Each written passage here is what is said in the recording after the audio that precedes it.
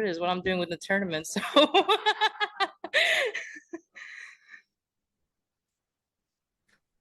And when did you get here again?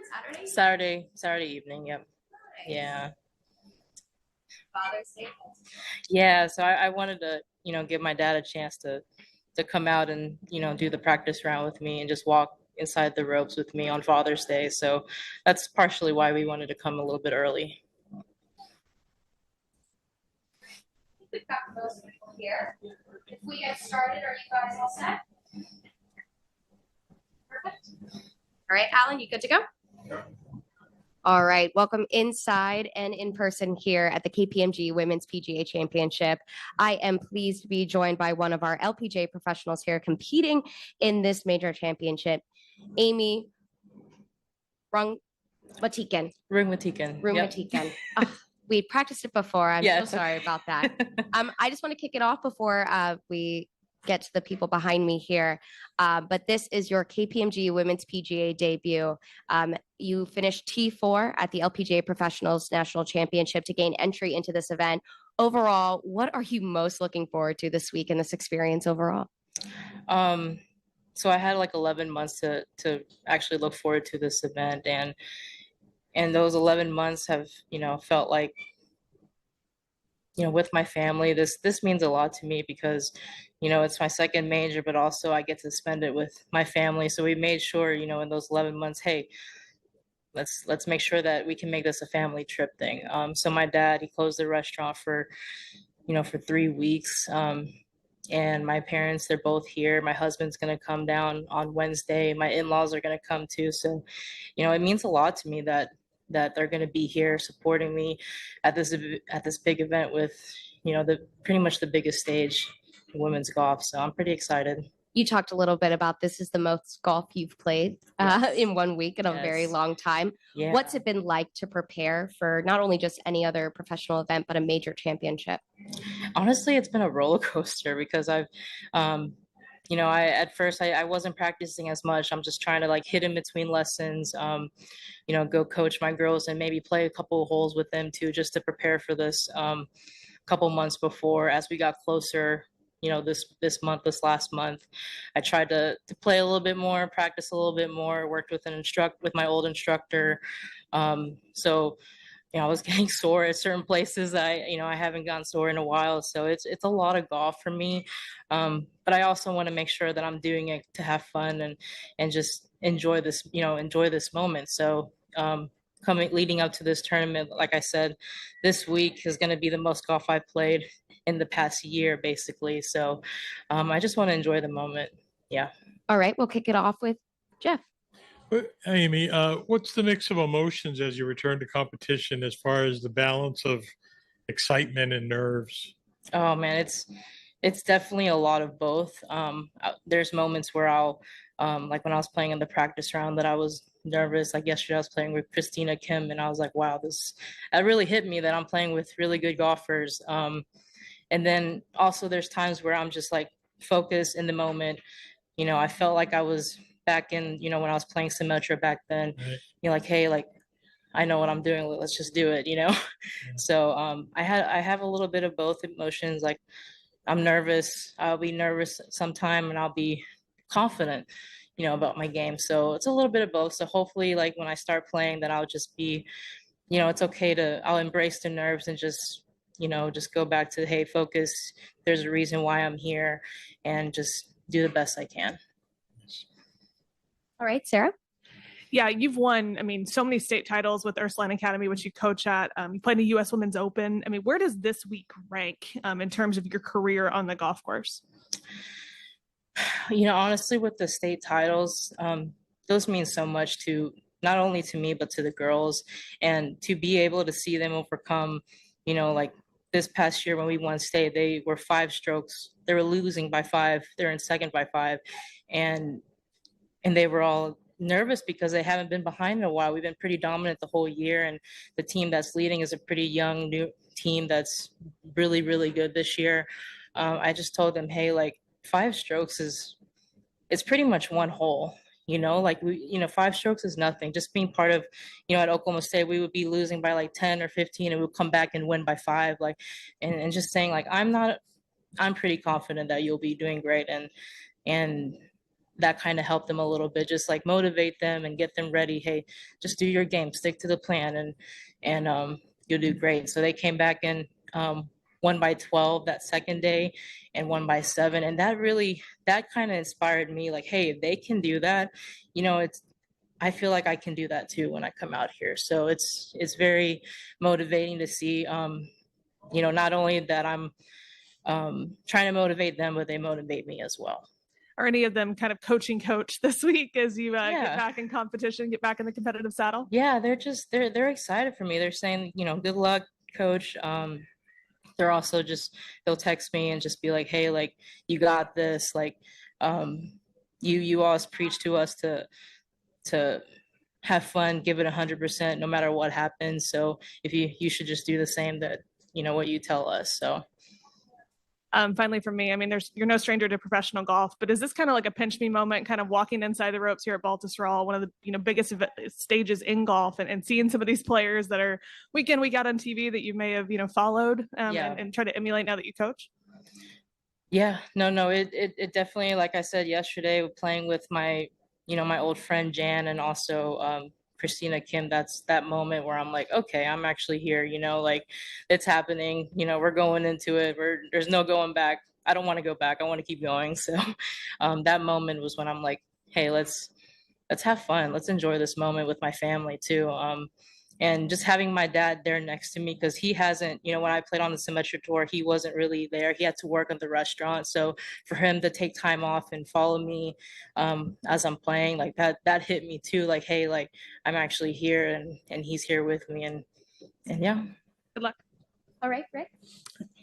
How important is it to the PGA of America to have all of you here and celebrate what all of you do, doing your quote unquote real jobs, not competing? It's, to be able to represent PGA of America and also LPGA, it's huge for us because, it shows that, PGA is supporting us, especially like we're working and all that all the time. So being able to have us here and support us and represent them, like, it's huge because at the end of the day, we're here to grow the game and also just show that, yes, we do work. We do play a little on the side, but we're here to represent them and just enjoy the moment out here. So Along the same lines, how important is it to get girls and women involved in the game to a greater extent, whether they want to play at this level or play recreationally or something in between?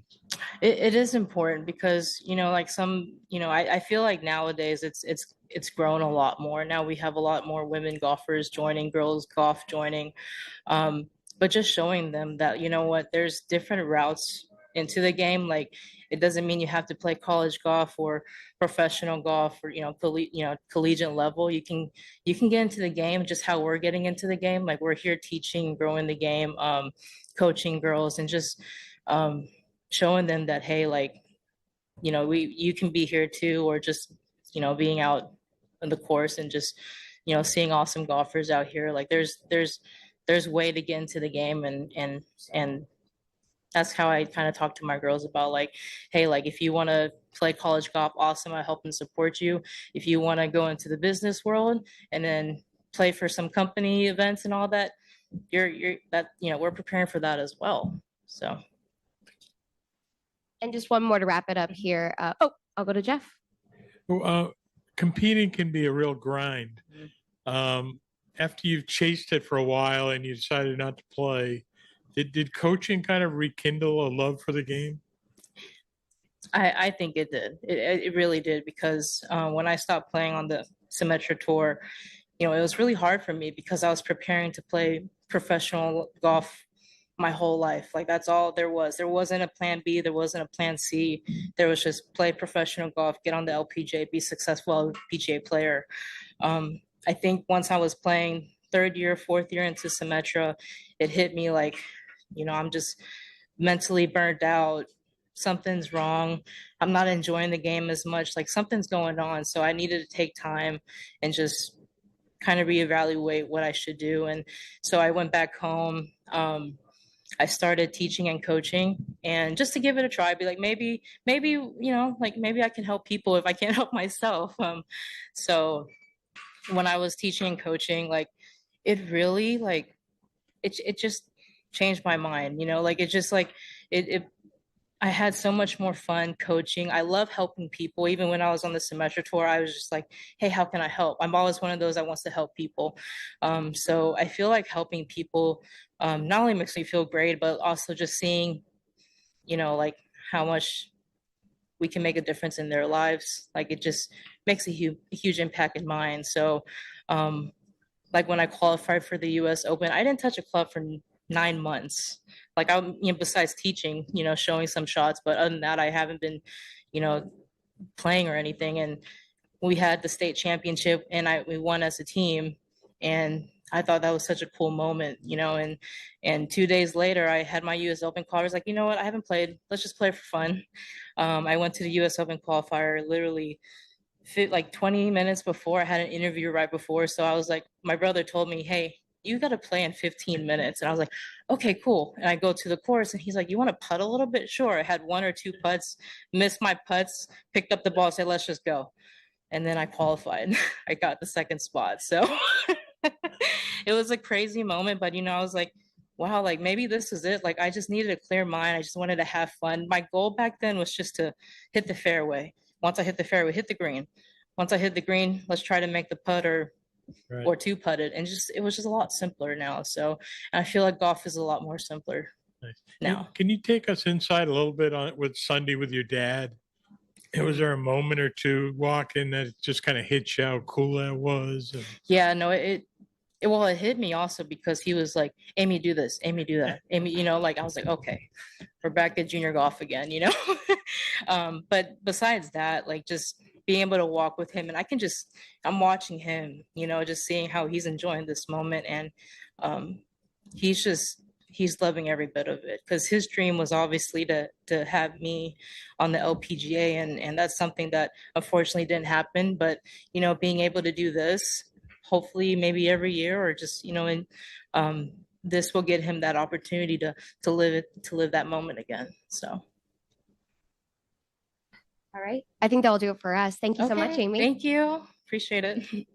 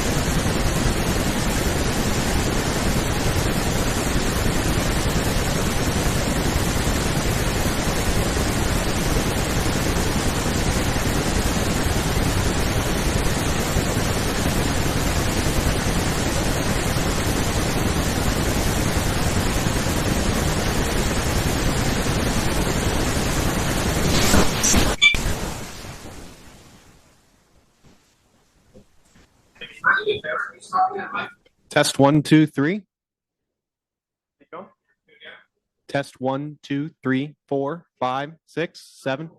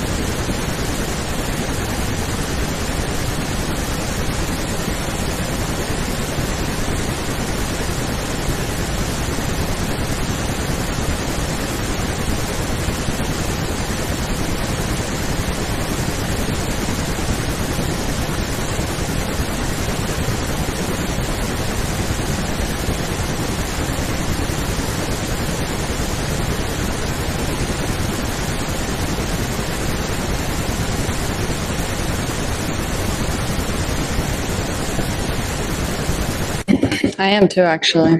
I love I'm not, of course I say that, I'm not wearing them yet. it.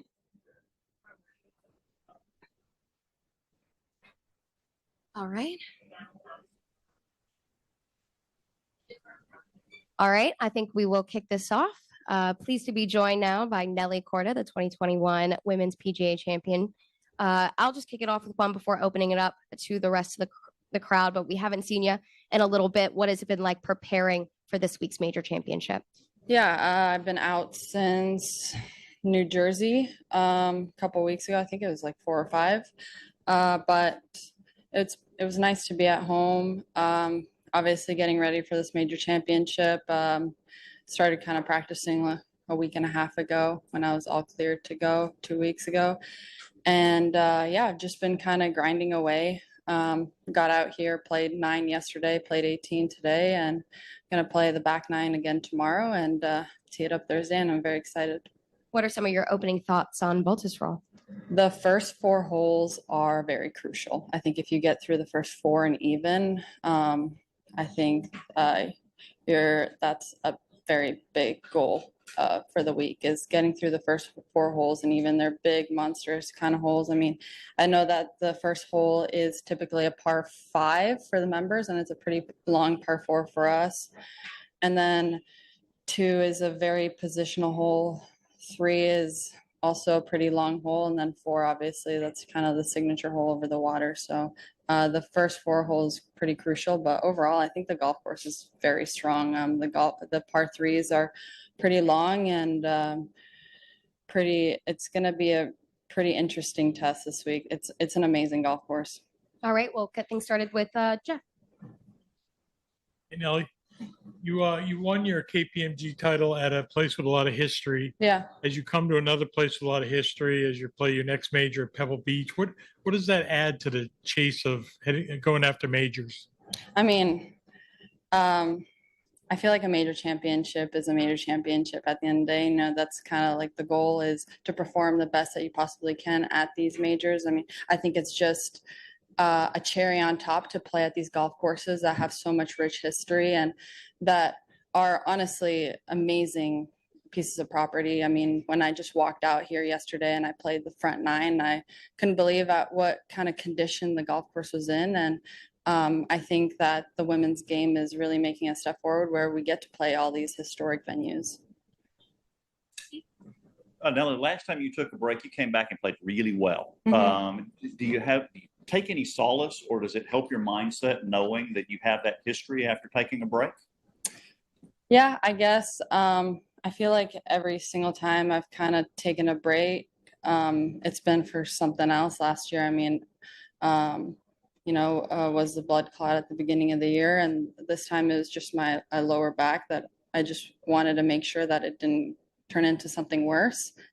But yeah, it's sometimes nice to kind of reset after playing. I played 8 events. I think I skipped just 2 throughout the beginning of the year. So it's nice to take a step back, get a break in a sense, but I think it also makes you appreciate, playing out here, traveling, and getting to do what you love when it's kind of taken away from you and you have to take a forced break. All right. Nelly, how different is this golf course and what it demands compared to a course you've seen regularly on the LPGA Tour? All of it. You need length, you need to hit the fairways, and you need to position really well. The greens are pretty big and they're undulated. They're going to be fast. I don't know what the weather is going to be like. I feel like it's kind of changed every single day. I know that there's going to be some rain, but it's going to just take an overall really good score out here to win. Like, your game has to be good on all cylinders. From like this big northeastern style with the big greens, the thick rough, Mm-hmm. Being able to run it up to some of these greens, how do you practice differently for that in judging runouts and stuff like that? Yeah, as I said, it just depends on if they get rain. Right now, I mean, they haven't gotten any since I've been here, so it is running out. It's firm. It has a little bit of a linksy style to it that you can run it up, and if you get in the rough, like, you have the opportunity, if there's not a bunker in front of it, to run it up. So It's going to be, I feel like, a fun test this week. I enjoy these kinds of golf courses where you have to kind of think a little bit more.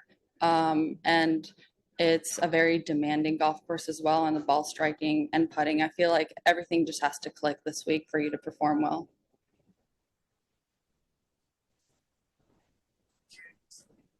Hey, Nelly. Hi. Was it a shot that you hit, or was there a moment when your back really started to flare up? Any insight you can give us into when it started to feel bad? Just kind of when I got back from New Jersey. It didn't feel right already there. So when I got home, I just talked with my doctor, and he recommended that I just take a couple weeks off to just rest it before, something else kind of flares up from it. Is this the same area from Aronimink when you pulled out from this tournament? Yeah, I typically, that's kind of what my back injury is just low back. Yeah. There's a lot of torque in the golf swing.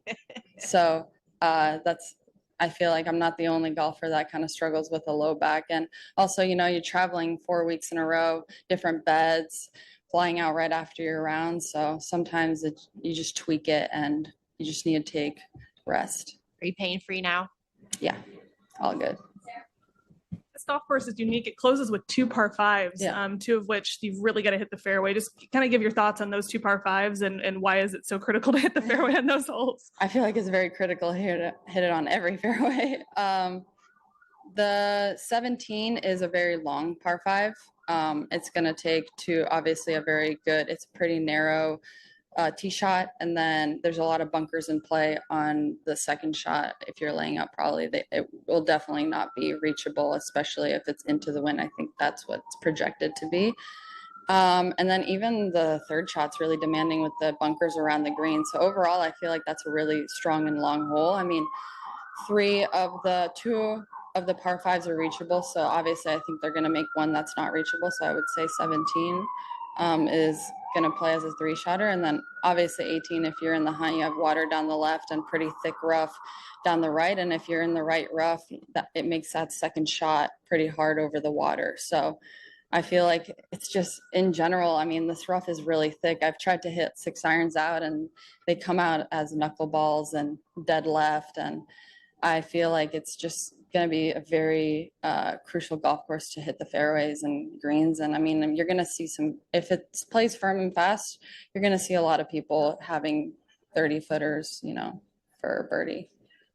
We talked about your physical stamina, but mental stamina in this stretch. I mean, what did that 2-week break do for your mental stamina, and how do you kind of maintain that as we look ahead to this major and another one in a couple weeks? Yeah, it's more of like, as I said, when it's kind of taken away from you, when you're having to take a forced break in a sense, you appreciate the life a little bit more. I mean, I feel like, I love the game of golf. I love competing. I have so much fun doing this and traveling that it just makes me appreciate it more. So a little bit more hungry.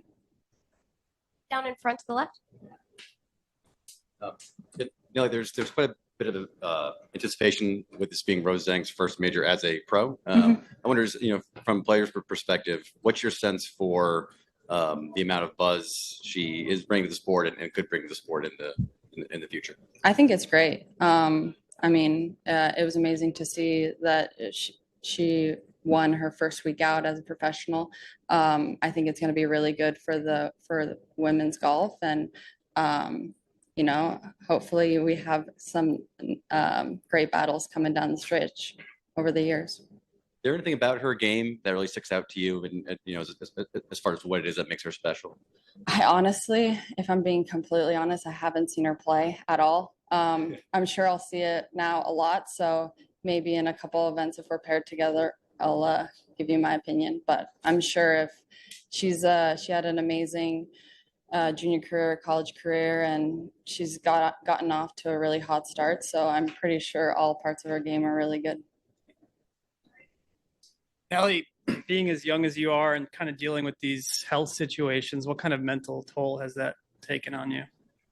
I mean, I've played the sport since I started walking. So, I've dealt with injuries. I think coming from a family that has played sports throughout their entire life, it just comes with it. I mean, you look at so many athletes, they all go through something. I mean, I can only speak on, let's say, tennis, where you see Nadal, you know, he battles with so many injuries throughout his entire career. So it's something you constantly learn from. And I think the best thing about this sport is that no one knows everything, or any sport, is that you're constantly learning. So whenever, you know, I can learn from something, I hope that I can take that in and make myself a better person and golfer. And then you mentioned the thick rough. Is there any tentativeness with your back coming out of the rough this week? Or No, I honestly wouldn't be playing if I wasn't 100%. So yeah.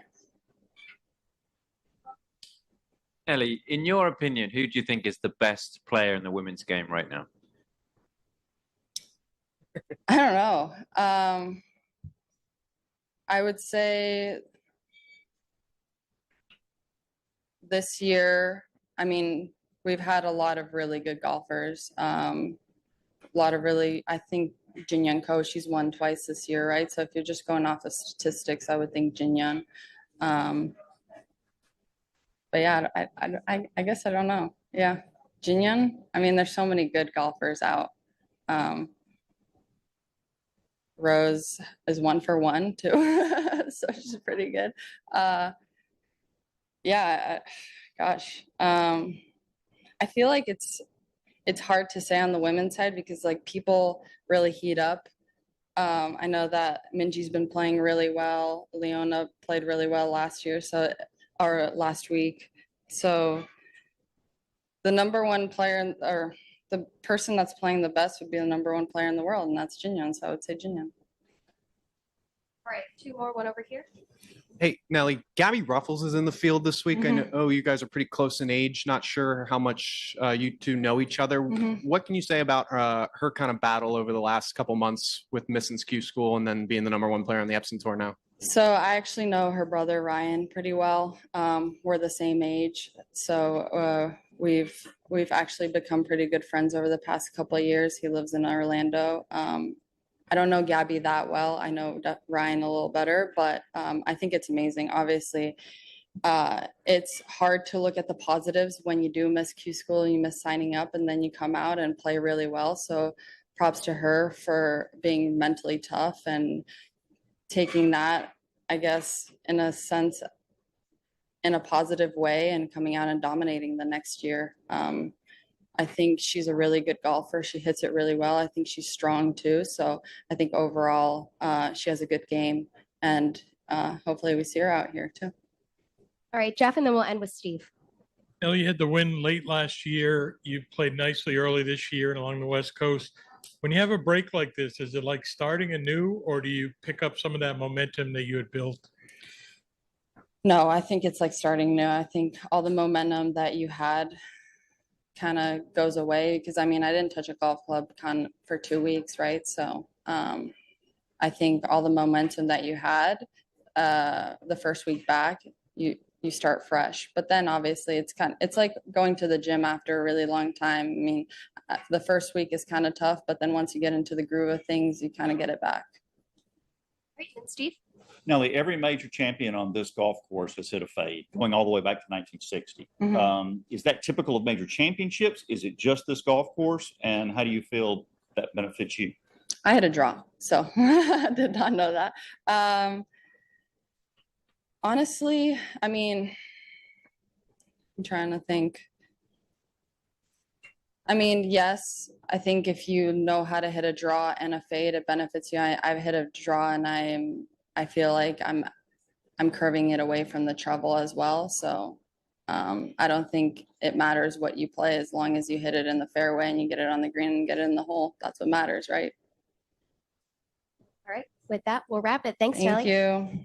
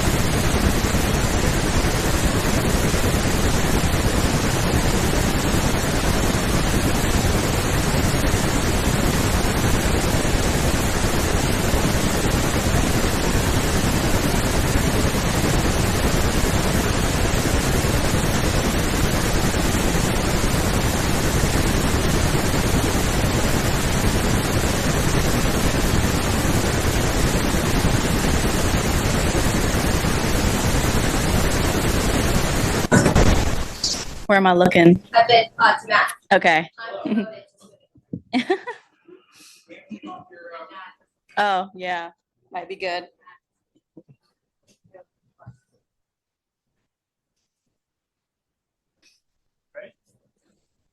All right, we're here with Lilia Vu. Second start at KPMG. Just, top 10 finish last year. What's the mindset coming in this year after already, winning a major already earlier this year? I think just going through my same process as I do through every tournament. I don't really like to make a tournament bigger than another. I just go in with the same mindset. I think that helps take pressure off of me, and I just try and focus and play my best and have fun. All right, we'll open it up. Jeff, you want to start? Get your thoughts on the golf course and what you saw out there. It's really pretty, tough off the tee, pretty fast greens. I think it's going to be challenging for everyone, which is, it's a major week. It's going to be tough. It'll be fun to play. What do you think the biggest thing this golf course asks you to do? Drive it well off the tee, 100%. And then because the rough is pretty thick and the greens are firm already, and just putting yourself in a good position off the fairway is really important to these pins. Go ahead, Jack. Lilia, I'm sorry. Did you mean me or Rick? Sorry. Either or. All right.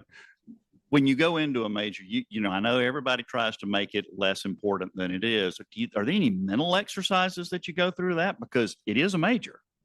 I think for me, I know it's going to be hard this week, but I try to stay more patient. I know there's going to be mistakes, and I have a tendency to getting in my own way and just wanting every shot to be perfect. But I know everyone's going to make mistakes, and I'm just going to try my hardest on the next shot. When you show up at a major as having won the last major, more pressure, less pressure, or the same? I don't think there's really any pressure. I think it's the pressure I put on myself. I feel like I have really high standards, and then that's when it starts to get in the way. But I'm just going to try and have fun out here. How is the stature of this tournament, and with KPMG as the title sponsor, how has that enhanced the way the public looks at women's golf over the time that they've been involved? Yeah, KPMG has supported us really well over the past couple of years, and it's only getting better. And this week already feels like a major, and they've done a really good job with everything, with the venue and the volunteers and the food and the hospitality. As far as female empowerment, sending out that message as well, whether a woman wants to be a golfer or a scientist or a doctor or whatever, how important is that to send out the message that anything is possible? It's very important. I feel like nowadays it's very important for women to feel like they can do anything, and I really think they can. And I also feel that way too. And yeah, today was also really fun. I had an entire group of ladies in the Pro-Am. All right, Sarah. Yeah, I mean, you're a player that tends to kind of like the challenge of a hard golf course. I mean, when you come to a place like this where it is super firm, super fast, really tricky, do you feel like you lock in a little bit more? Yeah, I think it's more target golf, and I tend to focus better when it's like that, so I can just play one shot at a time rather than just blindly hitting towards fairways and not really narrowing in on what I want. What have you been working on to prepare to take on this test? I've been just trying to start the ball online, and whatever happens, happens. Beth Ann. Hi. Hey, Lilia. Hi.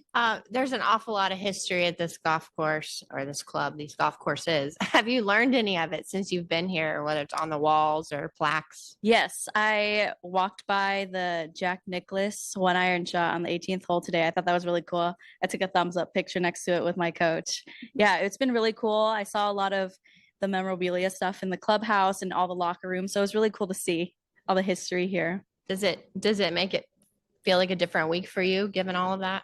Yeah, I think so. I mean, I was telling a couple people at home that I was coming to play Baltusrol, and they were really excited for me that they've played there too. And it's just hosted so many PGA championships and a lot of big tournaments. So it's really nice to be here at a great venue. Thanks. Going off of what you just said, having other people play here, how much does playing on a course that's so recognizable from its men's major championships elevate the women's game in your mind? I mean, the impact is just huge. Everyone's been super excited for this tournament to begin with. I think all of our majors is at a great venue this year, and I'm super excited for it. And yeah, I'm really happy to be here. Brian. Lily, in your opinion, who is the number one golfer in the world right now? Women's or men's? Women's. Women's. Jin Young. I played with her at Founders, and she didn't even come close to missing a single shot. Putting, ball striking, off the tee, just amazing. And it was really cool to see, and just to see her go on and win that week too. It's like if you saw her the first 2 days, she was going to win the tournament anyways. That's how good she was playing. Sarah? Yeah, you talk about it doesn't put any more pressure on you, but having won that major, I mean, notice the new logo on the hat. I mean, how much has your life changed since winning that major championship? I feel like the Honda was coming, but the Chevron had to change it. Quite a lot, I think. I think it's been a whirlwind for me trying to manage everything. I feel like I've been going nonstop on everything, and then kind of had like a back scare injury at Mizuho, so I had to pull out, and I was just trying to get my body healthy for the next couple of weeks. So really grateful to be here right now, because almost could have been bad with my back, but we're okay now. So how do you recover from that mental test of everything that you had after Chevron? I mean, you played like 3 or 4 weeks in a row, had Crown, all the media obligations. How do you kind of mentally reset? I think just appreciating where I am now and how far I've come and what's to come, and looking forward to a bunch of great tournaments coming up this season that I'm super excited for. All right, we got time for a few more here. Jeff? Lily, what's the biggest difference in this version of you that's had success out here and the player that first came out on the LPGA? Maturity, growth. I feel like I put a lot of my self-worth into my golf game, and that's really not the way to do it out here, because I'm more than just my golf game. And I really had to learn that the hard way, and I don't take it for granted. I needed to go through that rough patch in order to get where I am today. So I appreciate that too. Was there a moment in the journey that you kind of realized all that? Yeah, I think COVID really gave me the time to really reflect and look at what needed to change. And it was my perspective on golf and just learning how to have fun again. I mean, I could get that tatted on my forehead because I say that all the time, but my best golf comes from having fun on the golf course. Just a couple more from me. This course closes with 2 par 5s. What will be the keys, kind of heading down the stretch to finish out? I don't know. I think it's just going to be so fun. I love par 5s, and ending like that will be something new. I mean, I haven't played a course like this where end back-to-back par 5. So it'll be really, really fun to see. I think it's going to be really entertaining for anyone watching. And then just... Can I ask one more? Yeah, go ahead, Beth Ann. I was just wondering if you could tell us the back scare. Was it a shot that you hit, or what happened exactly at Mizuho? Yeah, I was working out and I wasn't very aware of just getting into a certain movement, and then I just back pain shot across. It was my last move on my workout too. So yeah, wasn't good. But was it like on the floor, like writhing in pain? Yeah, I was on the floor, and then it just shot across my back. Couldn't really get from my bed to the bathroom. So wow.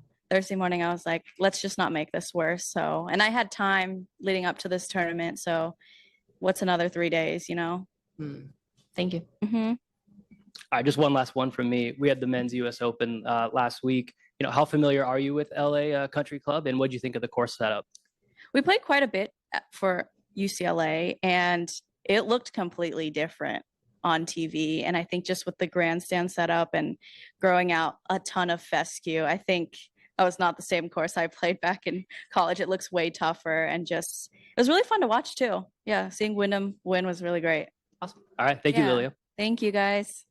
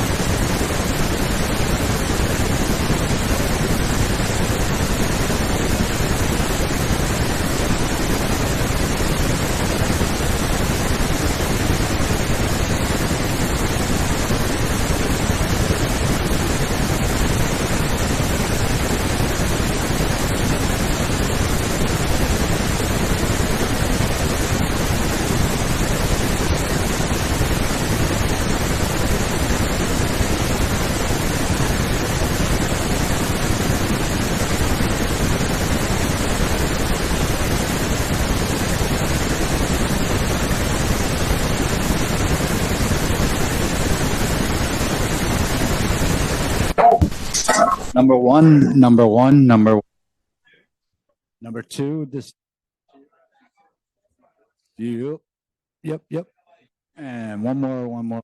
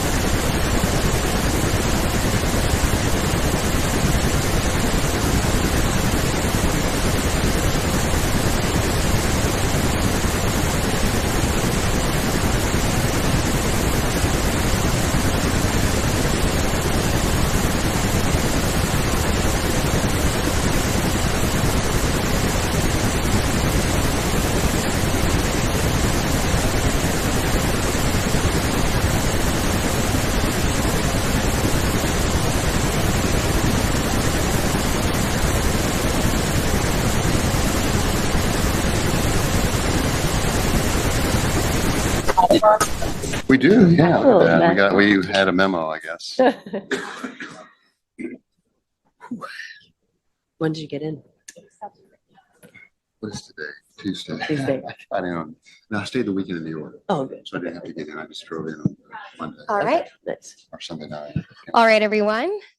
Thank you, guys. Good afternoon. I am the LPGA's Megan McGuire, and I'd like to thank everyone that is around this amazing media tent for being here at the 2023 KPMG Women's PGA Championship. It's going to be a great time here at Baltusrol Golf Club, where the best players in the world will be playing the historic and recently restored lower course. And before the world's best tee off on Thursday morning, we are happy to hear from the following: PGA of America President John Lindert, KPMG U.S. Chair and Chief Executive Officer Paul Connaught, LPGA Commissioner Molly Marcoux-Simon, and PGA of America Chief Championships Officer Carrie Haig.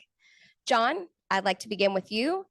What are your thoughts on the PGA of America returning to Baltusrol for the KPMG Women's PGA Championship? Well, it's first and foremost, it's great being back here in New Jersey. We were here in 2005 and 2016 for the PGA Championship. I didn't have the pleasure of playing the lower course before the renovation. Got to play the course this morning. It's a fabulous layout. It's going to be a tremendous venue. This is our 9th year with wonderful partners, KPMG and the LPGA. So we're really looking forward to a fantastic tournament, a fantastic week. We've got some great venues lined up in the future. 2024, we're at Sahali, and 2025, we're at PGA Frisco. So this is going to be a tremendous week. We'll have plenty of opportunity to tune into the action this week. Can you tell us more about the live broadcast for this year's championship? Yeah, our partner NBC and Golf Channel and Peacock has increased the coverage to 26 hours this week, which is fabulous. They're going to cover our Corebridge financial team of 8. And I think we started a tradition with our Corebridge financial team. So at the PGA Championship, one of our Corebridge financial members had a hole-in-one. At the KitchenAid Senior PGA Championship, one of our Corebridge financial team members had a hole-in-one. So we're going to continue that tradition this week and have a hole-in-one with one of our Corebridge financial team members. So no pressure to the LPGA professionals or the PGA professionals out there. No pressure. They're great at what they do. They instruct the game, they coach the game, and they can play the game. Now allow me to introduce the U.S. Chair and Chief Executive Officer for KPMG, Paul Knopp. Paul, KPMG has been a catalyst for change in the women's golf space and beyond. Why is this championship so important to KPMG as a whole? Well, it really starts with our commitment to diversity, equity, and inclusion. It's a long-term commitment. And as we think about wanting to impact society, not just KPMG, we thought about putting together something that would really be different on multiple dimensions. And you think about the different dimensions of this event, it starts with the KPMG Women's PGA Championship, but we wanted to elevate women both on the course as well as off the course. So we couple with that the KPMG Women's Leadership Summit, which is our way of trying to help more women get elevated to the C-suite. And we look at the impact we had as a catalyst for change in the sport. Over the last 9 years, we've seen other major organizations like Chevron and AIG and Amundi start to be sponsoring major women's championships too on the LPGA Tour, which is amazing, and it's great to be supported by them. Then you think about the KPMG Women's Leadership Summit and the fact that we were the pioneer for that in 2015, and now there's 20 other LPGA events with affiliated women's leadership conferences. So we really feel great about the impact we've had there. And then you move to the third dimension of it, which is the net proceeds of the KPMG Women's PGA Women's Championship and the KPMG Women's Leadership Summit go to fund scholarships. And over the last 9 years, 166 scholarships totaling $5.3 million to young women. 70% are people of color, women of color. And these women have gone on to law school, they've gone on to medical school, clinical researchers. It's just amazing to think about those 3 dimensions and the impact that we're having and the change that's really brought about by our participation in this event. You talked a little bit about the summit and about what it means to this championship. Can we get a little preview of what we'll see tomorrow? Yes, absolutely. So we host the KPMG Women's Women's Leadership Summit in conjunction with KPMG Women's PGA Championship. We're really excited. This is our 9th year to do that. Now, what we have is business leaders, political leaders, sports and media leaders come together with women that are nominated by the CEOs of 140 leading companies. And these women are right on the cusp of being in the C-suite. And they learn, they develop, they share experiences. And it's just an amazing event for these women. And we think about the impact we have. We're going to have Allison Felix is our closing keynote speaker. She's in the U.S., the most decorated athlete, track and field athlete in Olympic history. And we're also going to have Dr. Condoleezza Rice back with us again this year. If I think about the impact the summit's had, I know we play only a small part in the development of these women, but there have been 2,500 women over the course of the 9 years go through this summit. 50% have been promoted and 37% to the C-suite. And then last year alone, 4.5 million viewers participated through streaming in the event. So we really feel great about the Women's Leadership Summit. Well, excited for that tomorrow. And thank you again to you and KPMG's dedication to this championship and the summit as well. I'd like to now introduce the LPGA Commissioner, Molly Marcoux-Simon. Molly, can you tell us, the history about this championship and what it means to the women's game to have partners like PGA of America and also KPMG? Yeah, I mean, this is an amazing championship. I mean, this is the second oldest major that we have on the LPGA. 1955, I think, was the first time we played. And if you look at the past champions who have won this event, it's the who's who of the LPGA. I mean, this has been a critical part of the tour. But I think, in really studying the history and looking at this event, in 2015, when we partnered with KPMG and the PGA of America, sort of everything changed around this championship. And I think it became, like Paul said, I mean, he kind of described it perfectly, a catalyst for change on the LPGA.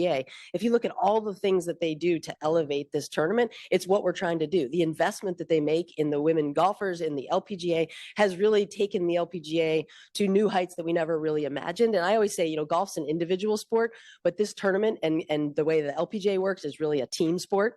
And so doing it together with these amazing partners has allowed us, if you think about, I mean, these guys all talked about it, the television coverage this week, the elevated purse from last year, which was amazing, the summit that we do and the way that we talk about using our platform to elevate and inspire women. That's exactly what KPMG tries to do. So I think the golf courses that we play and the markets that we play are really phenomenal. I had the chance to play Baltusrol a couple of weeks ago, and I've played once before. I mean, it's incredible. And to have our women being able to play on this level golf course in this New York market in front of the world, and to see to be able to play on the golf courses the best men have played on, that's really important to us. And I think we're going to have a great fan base. So I just think that this championship for us has elevated us.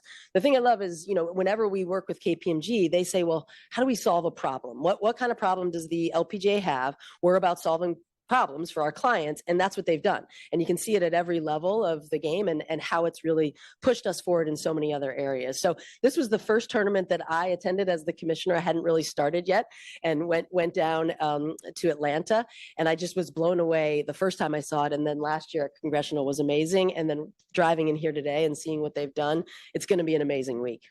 Now, there's something new that we've recently announced. It's not new for our players, the KPMG Performance Insights program, but now we have something that's accessible to fans and media alike. Can you dive in a little bit about what does access to this kind of data now mean for the average golf fan?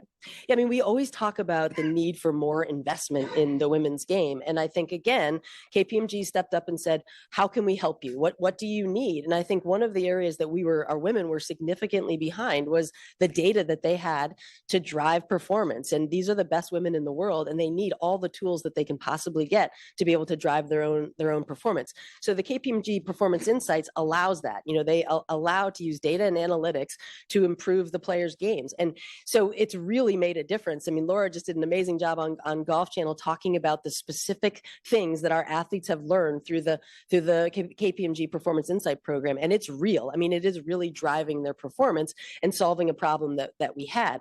I think the other really exciting thing, the media has had that data, but now we just launched a new website where the fans can engage with that data. And that just allows us to tell our story. I mean, we have the most amazing golfers in the world, the most amazing golfers, not just male or female, well. And I think the data is showing that. The data, Minjee Lee's statistics last year, we would never have known that her proximity to the hole was better than any golfer that's playing and from various distances. And so that insight for us to be able to tell our story and to get closer to equity and to tell people how great our athletes are really matters. So we couldn't be more grateful for the partnership. Again, KPMG stepping up to help solve our problems, and we're just going to build on it as we go. Absolutely. Thank you, Molly. And last but not least, Carrie. Carrie, you are back here at Baltusrol for the first time since 2016. How does the course look in your eyes, and what makes it such an elite host for golf? Well, thank you. It is great to be back at Baltusrol. As you said, I was here in the previous 2 PGA championships, and the club just bleeds major championship golf. It's almost in their DNA, and to be a member here, you almost want to host major championships. And so excited that the KPMG Women's PGA Championship is here. And the commitment from the club, they're closing both golf courses for 10 days in the middle of summer. And the conditioning, Greg Boring and his team, director of grounds, have done an incredible job. The putting greens, the playing surfaces are second to none. And the restoration that the club, took with Gil Hans, the sympathetic restoration, I believe they call it, done an incredible job. So adding more hole locations, widening some fairways, adding more bunkers, a little deeper bunkers. But overall, removing some trees, but the look, the feel of Baltusrol is even better than it was in 05 and 15. Previously hosted 2 women's opens, great champions there. And this week we have 98 of the top 100 players from the current money list playing. So greatest field in women's golf, the greatest athletes on the great venue. And I can't wait to start on Thursday. And you talked a little bit about the course changes that have been going on with that renovation. The restoration from Gil Hans. As you are preparing for this championship, how did you take into effect those course changes? And were there any differences in the way that you prepared 2016 to now with the women? Yeah, I think, as I said, Gil has done an incredible job along with the club. It takes 2 partners to make the changes and spend the money that the club have done. Brought in modern technology. They can pump air into the greens. They can suck air out of the greens. And based on the weather forecast, who knows? We may need to use some of that technology, but hopefully not. It is 50% of sunshine is what we hear. So that's what we're looking forward to. But no, Gil and the club, Greg, they work together beautifully. The visual, the aesthetics out there, you can see so much more, so many holes, so many different aspects of the golf course that you can never see before. And that adds to the, it's a historic landmark here at Baltusrol. And what they continue to do is make the club better, make the golf course better. They're going to restore the upper golf course this coming year or next year. So, as I said, the club is just unbelievable, their commitment to major championship golf. And I would like to thank the volunteers here at Mary Lou Carter is the general chair, and she and all of the volunteers are pulling together to make this what we hope will be our best KPMG Women's PGA Championship we've ever played. Absolutely. If you host it, they will come. With that, we will begin opening it up to the media behind me. We'll start here with Steve all the way on the left. Paul, but when you started this event, or when this event was begun in 2015, what were the expectations for the KPMG brand, and how has that evolved over the last 8 years? We certainly have a huge investment in the women's game of golf. And so it has exceeded our expectations. You think about the fact that today LPGA majors have an average purse that's double what it was in 2015. The total purses on the LPGA Tour are almost double what they were in 2015. I talked earlier about the Women's Leadership Summit and the various dimensions of this event. But what's been amazing is this collaboration between the LPGA Tour and the PGA of America, and how it's endured, and how we sustain it, and how we partner together to make it better every year. So I would just say it really has exceeded our expectations in terms of what we thought about. It was hard to imagine how incredible it's become. We definitely want to see the women play on the courses that the men get to play on. We want them to have the same kind of opportunity when it comes to the data that they use. So we're really trying to drive more equity when it comes to the game over the long term for the women. If you say KPMG to the general public, though, now they may not even know you're an accounting firm, but if they're a golfer, they know you run this event. That is very true. Was that part of the expectation? Oh, sure. I mean, from a brand perspective, there's no doubt that the branding around the course, the recognition, the incredible partnership with NBC and the Golf Channel and Peacock provides us great exposure. But at the end of the day, we want that exposure to translate into our commitment to diversity and more equity with women in sports. That's the way we think about it. Juan? Yes. So a couple of things. One, Kerry, based on John's wishes, how will you make more hole-in-ones possible this week here? The more the merrier. So, but I mean, and seriously, I mean, what would you expect to see here this week compared to 2016? And what would be maybe after what you know about the women's game, the surprises or the things that people won't expect? You know? Well, as I said earlier, the top women golfers in the world are incredible athletes. It's unbelievable how good they are.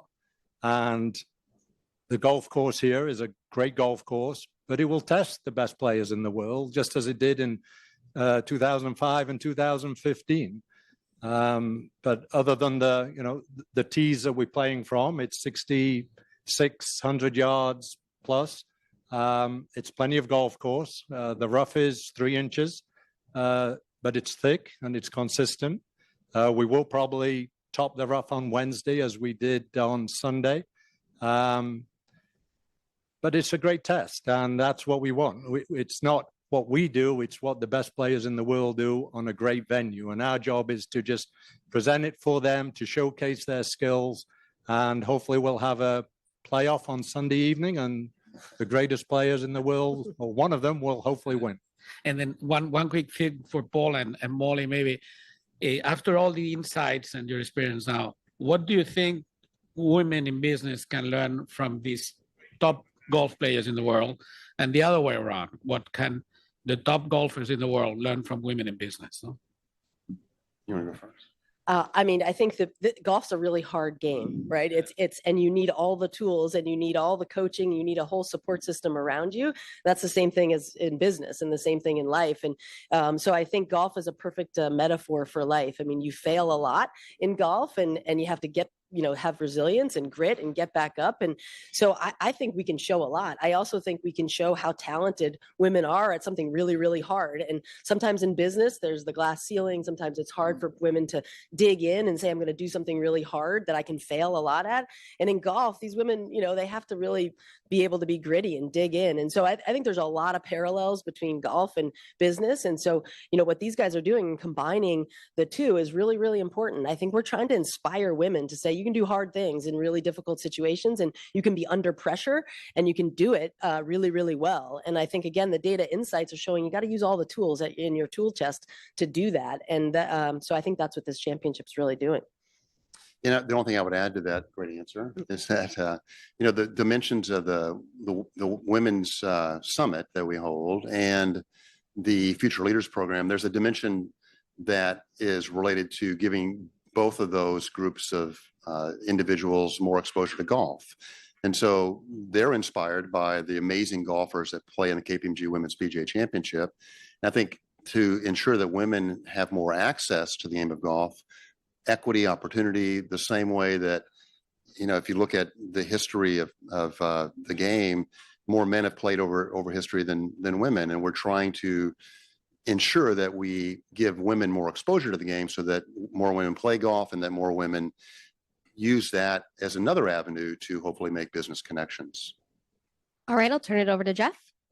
Kerry, you want to have great drama at the end of a great championship. How can back-to-back par fives play into that? Yeah, it's certainly unique. Baltusrol, pretty much a very long, challenging 17th hole with the Sahara waste great hazard there, sort of challenging you on the second shot.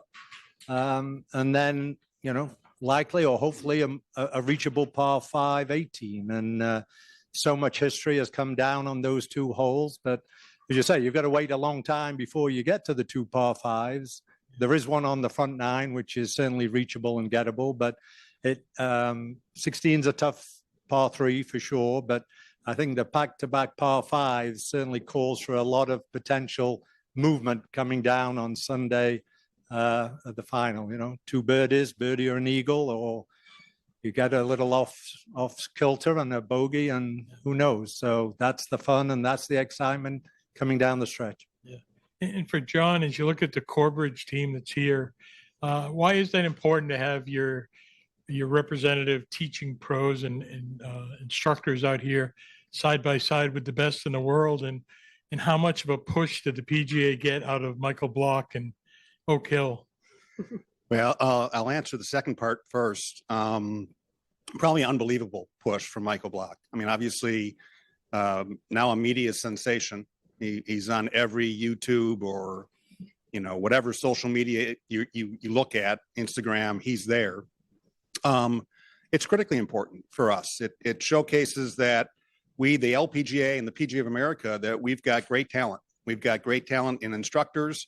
We own and operate some of the best golf courses in the country. I'm a golf shop owner, right? And so we instruct, we run programs, we run drive, chip, and putt. We do PGA Junior League, and then to have those individuals, come out here and compete with 98 of the top 100. And I mean compete. They're just not showing up. They're showing up to compete.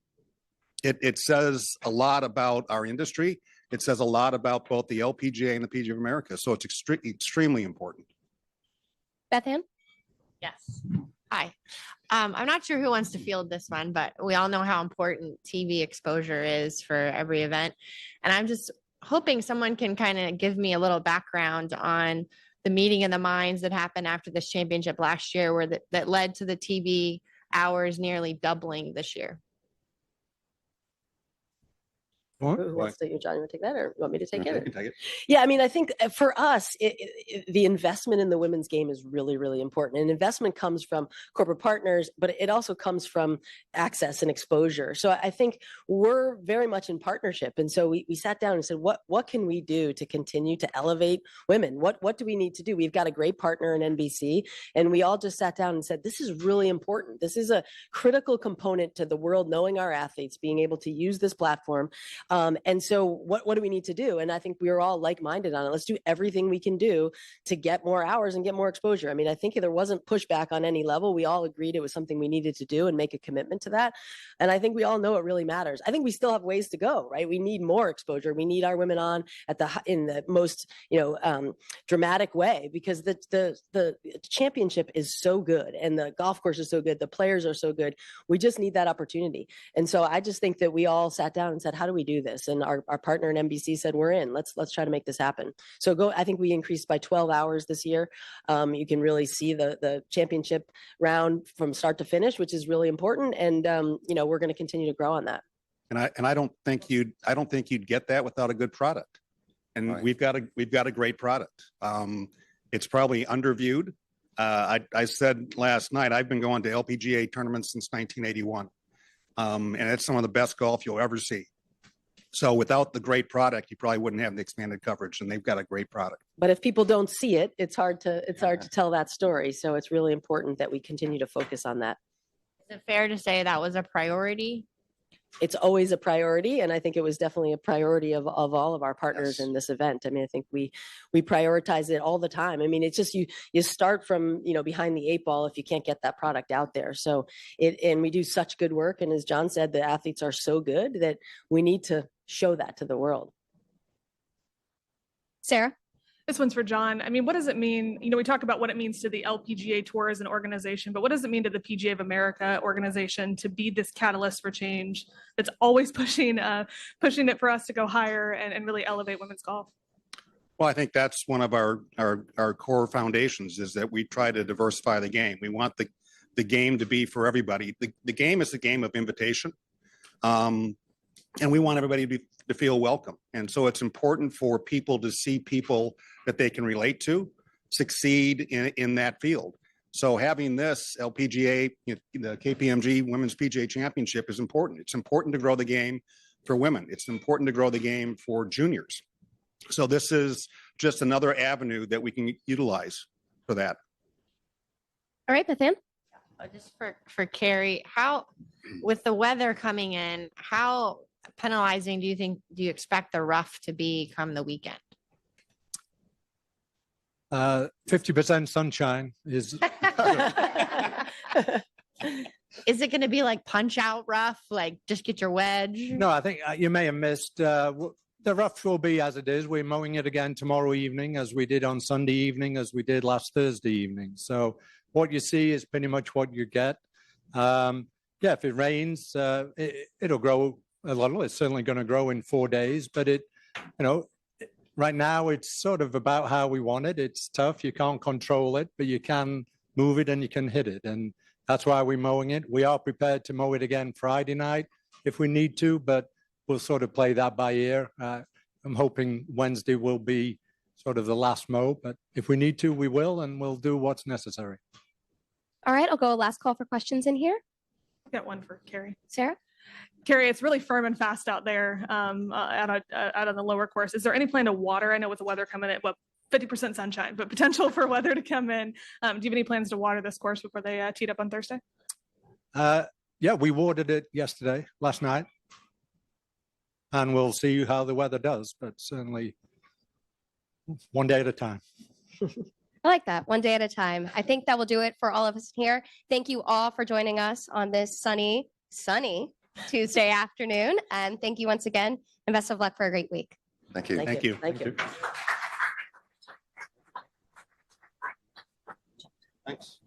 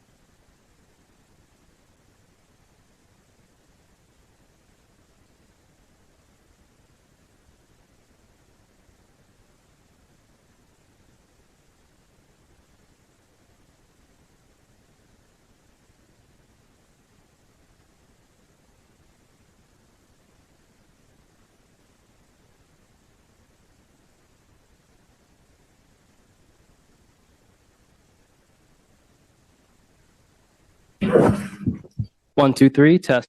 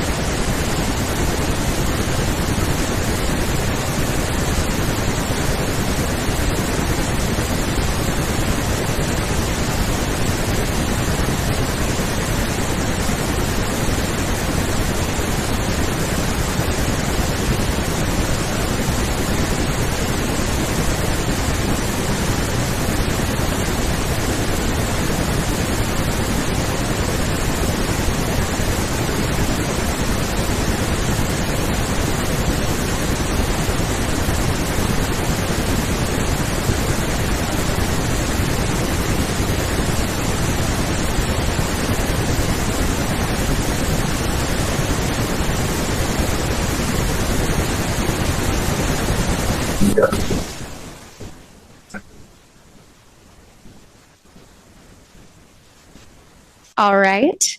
Welcome back inside the in-person and online media center of the KPMG Women's PGA Championship. I am pleased to be joined by Justin Ray, the KPMG Performance Insights expert, here today to walk us through the new KPMG Performance Insights Hub and provide some insights for this week.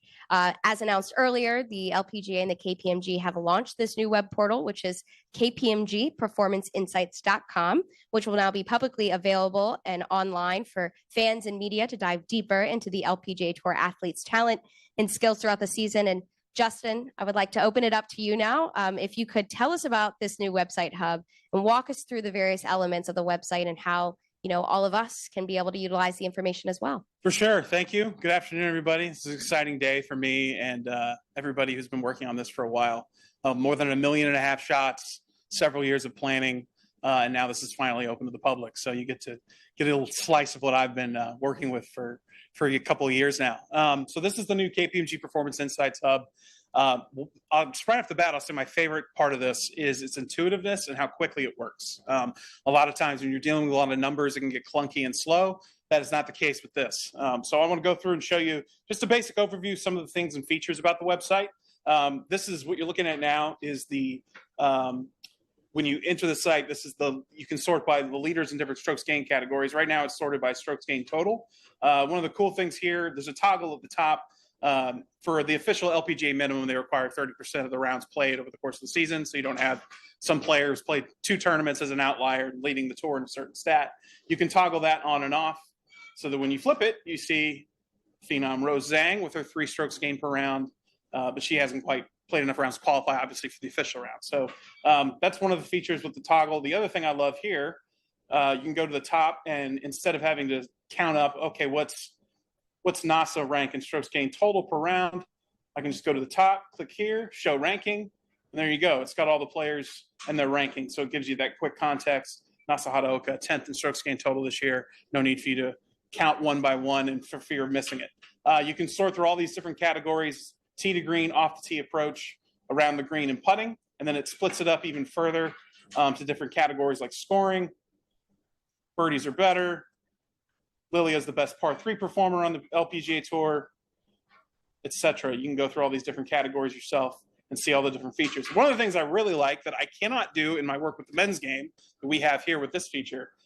So say you want to know who's the best putter in the final round on the LPGA Tour this season. Can't do that really easily with traditional data, but here I've got 2023 season. I go short game putting. You can pick by round. Which round do you like? To sort it by, and then the final round so far, sort here strokes gained putting. If you look at players with a handful of rounds, Lilia Vu is second on the LPGA Tour in strokes gained putting. So you can be able to tell, all right, overall this player is ranked X in this stat, but maybe boiling it down a little bit more to a specific round, which I think is a really cool feature of the website. Going back up here to the top, these different tabs. This is the season summary tab.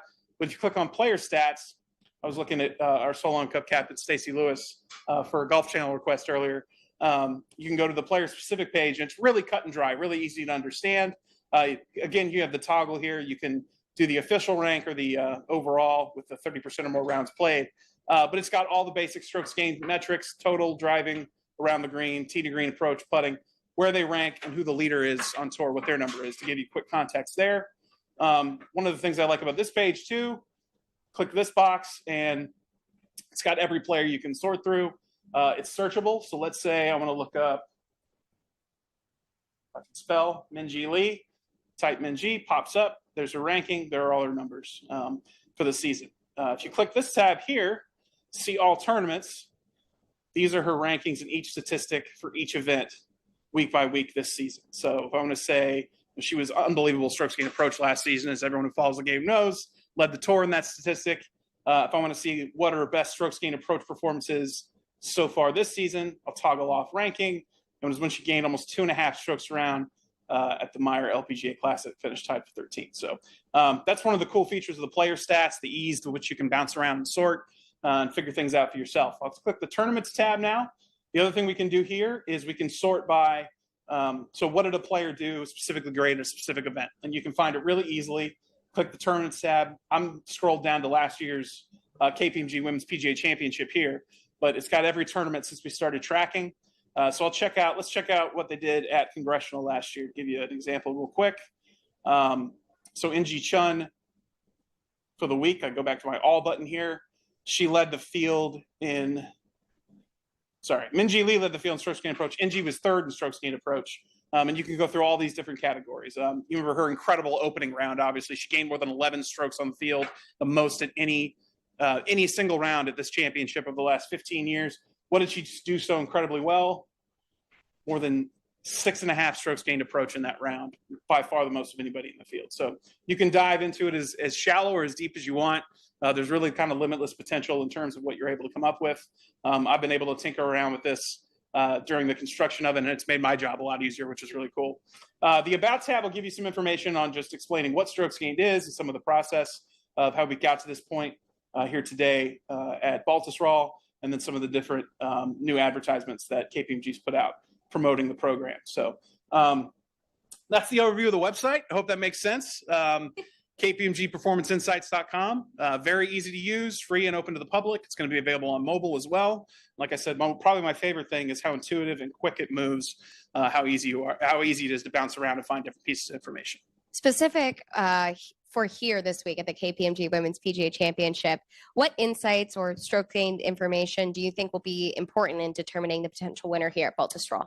So obviously they've never had a women's championship at this golf course, so you don't have that to pull from immediately. That'd be the first thing I would look at if I was trying to draw some insights from it. But they did have the men's PGA Championship here 7 years ago, and one of the key statistics was in approach play. Whereas, hang on, I got a detailed little number here. One of the key numbers was approach play. 49% for the top 10 finishers, the 2016 PGA, 49% of their strokes came on approach shots. It was very, very crucial. And that's something we've seen the last 2 years at the Women's PGA Championship. When Nelly won, almost 60% of her strokes gained for the week were on approach shots. When NG won, it was more than 70%. So that's kind of a pretty direct line trend we've seen. That's a separating factor when you get to championship golf. The players who are really elite in terms of their approach play are able to separate themselves from the pack. It ends up being the most relevant statistic. And that's proven to be true since we started this, and then also in the men's game through my work over the years. So Nelly mentioned earlier, too, the difficulty of the first 4 holes and how that's going to play. That bore out in 2016 as well. For the week, those 4 holes played about half a stroke over par. The players who finished in the top 5 at that PGA Championship were 5 under par on those holes. So what Nelly said was on point. It was prescient. I think that's going to play a role here. So, elite approach play is what separates the best from the contenders when you get to one of these big championships. And I'm sure it'll play out that way this week. Absolutely. We'll start here in the back. Bear with me. This is coming from a colleague. So am I correct in saying that the caddies were a big help with this? The caddies are absolutely indispensable in this process. KPMG gave them a stipend for their extra work, but we don't have the digital laser shot tracking capabilities at this point in the women's game. Only a couple of events do. So what we're able to do is have the caddies specifically track every single shot in every round that every player has, and then we have a methodology to gather the information, boil it down, and generate the strokes gained product. One of the things I'm most proud of this is that we didn't just latch on to the men's game strokes gained algorithm and formula. We created one from scratch specifically for the women's game that emphasizes things that are specific to the game and the differences between the men and the women. So I'm really proud about that fact. But yes, to your point, the caddies are absolutely instrumental in this process. And they're the more detailed work they do, and it's gotten better and better over the last couple of years, the better the information is, and we've been able to grow this kind of well of resources of data to grow. Confident in the accuracy of the information there? Absolutely confident in it. I would compare, the success that this program had with the DP World Tour years ago. And I would personally, there's a lot of potential inaccuracy even with newer technology. There's still human beings involved in putting that data when you get to some of the other, systems that are used in professional golf. I think a professional caddy whose job, day in and day out is being accurate with the information he or she tells their player. I trust their information, and I rely and trust that almost as much as, more so than like a volunteer or something like that. So yes, I'm very confident in that. Can you explain more of how the of how the strokes game formula is different from men to women? Yeah, so it's not a massive difference. There's the women's game, they're far more accurate off the tee than the men are. That's probably the number one difference in terms of the different collection of data when it comes in. That's what we see was probably the starkest difference, and that's probably something you could deduce just watching day in day out. There's also the women are required to hit longer clubs more often than the men are. A lot of times in the men's game, frustratingly to some folks, it's a driver and a wedge, and a lot of guys don't have to hit more than an 8 or a 9 iron in a given week. The women, they use more of their game. It's more complete, and there's ways we're able to kind of weight those things to make the formula more reflective of success in the women's game as compared to just grabbing what's been there for the men and throwing the numbers on top of that. We wanted to do something specific to make it the best product it could possibly be. And are the caddies using lasers? Not to my knowledge. I know at certain different championships, right? There's you can use a rangefinder. Yeah, but for the most part, it's the information they're relaying to their players, and that's what's used to cull the data and tell the stories. All right, Sarah. For you, as kind of somebody that's been the arbiter of on the men's side of statistics over the last however many years you've been doing this, as far as historical data goes, what does it mean for the women's game and the women's fan to have this kind of data at their fingertips? It's so exciting. I can say just from my own personal experience, having in my years working in the men's game, I did have the opportunity to do a lot with women's golf, and just the chance to learn more about these athletes and what makes them great is just so interesting. It's so fascinating. It just opens up so many different avenues and things to be excited about when it comes to watching the sport. The more we learn about how great these players are, what makes them great, the differences between what you watch maybe on a Sunday on a men's broadcast compared to what you watch on a women's broadcast, learning all those different things is just so additive to the whole experience as a fan. I mean, look, I work in golf statistics, I work in numbers, so I'm a little bit prejudiced there in terms of what I like to see, but this opens up so many different avenues in terms of storytelling and learning more about what these players are. The thing that's, when you have a lack of data, and Karen Supple said this to me a couple years ago, and I thought it was really, really profound. When you have a lack of data as a broadcaster, you end up relying on things that aren't specific to really what's going on the golf course. You talk about, the woman's stride or blouse or something. We don't want to do that. We want to talk about the athlete. We want to talk about the perform course, because that's what's important. And that's what, this is opening up the possibility to tell better stories with data. That's one of the potential things it can do. We talked about it. It's hard to pick winners, but I mean, how critical is this kind of information in forecasting who might play well at a certain venue? The more information we gather, the better it's going to be. And just in the last couple of years, our ability to be able to forecast things like, the first year when we were gathering strokes gain data, we didn't have strokes gain data, obviously, from the year before from that golf course. But now when we get to a course that the players go to every year, we can tell you that player X is the best approach player here the last few years, or Leona McGuire has been outstanding off the tee at the event she won last week over the last couple of years, things like that we weren't necessarily able to do. So just in the last year or two, as that bank of data has grown, we've been able to tell better stories, and that's only going to expand going into the future. Any more over here? This is going to bring bettors to the table here. Have you given any thought to that? This might bring a whole new audience to the LPGA. Absolutely. I mean, that's the thing. That's it's part of the discussion now, right? Is how to bring more interest in, and that's a way to do it, right? And this is a state with legalized sports betting. We're in New Jersey. This specifically isn't what it's for right away, but I can only imagine. The proliferation of data has kind of coincided in sports with the more the growth of daily fantasy and things like sports betting. So I could see that dovetailing into potential opportunities for the women's game down the road. And then what are the next steps to this process? I don't know. That was another one of the questions. Open-ended. No, it's okay. It's all right. What's the future of this type of program? Well, one of the things that's really exciting that we're doing is working with Stacey Lewis and the U.S. Solheim Cup team. Being able to use these data insights to put players in the best positions possible for Team USA. So we're excited about that opportunity and what that's going to open up, because that just adds a whole nother level of depth and intrigue to the Solheim Cup. So we're excited about that. It's been really cool. Stacey's been so positive and, just willing and excited about more and more information. She can't get enough. So it's really been cool to work with her. So that's the thing on the immediate horizon. But just continuing to expand the impact of it. We have a great partnership and relationship with Golf Channel and with the broadcast partners in terms of getting this type of information on the air. They love it. So I just hope to continue to grow and expand that and continue to make a bigger impact. Got one more. We all good? I got one more. Oh, Sarah. Sorry. How important is this for equity? I mean, I think everybody talks about Minjee being the best approach player maybe ever and MB being the best putter maybe ever. As far as equity in terms of statistical data that proves that the women are just as good as the men, how important is something like this for fans to kind of get their hands on that data and be able to use it? You need the empirical information if you want to continue to make your argument, right? And the stuff that's been revealed through the last couple of years, it proves it. I mean, last year on the LPGA Tour, women made a higher percentage of putts from 10 to 15 feet than the men did on the PGA Tour. That's just one instance of it. And it's, that's the kind of thing that I don't want to always pit the women against the men, but that's the first benchmark that exists, right? Because the women are in their own league, they're doing their own thing. They shouldn't always have to be evaluated against the men. But it is cool to be able to look and compare those things and see some of the things that the women are really strong at, maybe even more so than their male counterparts professionally. All right, with that, I don't think we have time to talk about the 2017 Astros. So thank you, Justin Thank you. Ray, for Yes, coming in, appreciate and it. we'll talk to you next Awesome. time. Yeah. Thanks.